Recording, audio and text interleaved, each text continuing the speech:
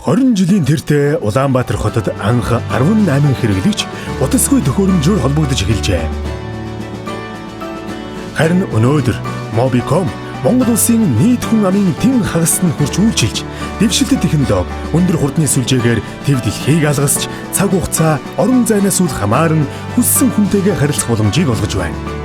Бид хэрэглэгчдийн сэтгэл ханамжийг дээдлэн 1.3 сая хэрэглэгчийн санал хүсэлтийг 24 цагийн турш дуудлагын төвөөр өдөр бүр 17 мянган хэрэглэгчийг үйлчилгээний салбаруудаар хүлээн авч үйлчилдэг.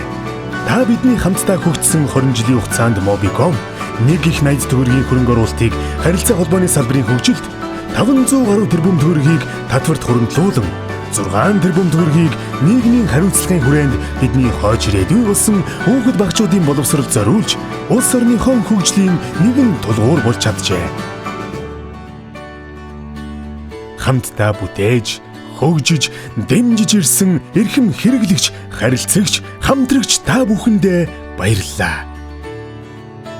Ирэх 20 жилдээ итгэл дүүрэн илүү ихийг бүтээцгээе. Mobicom урсах амьдралыг холбоно.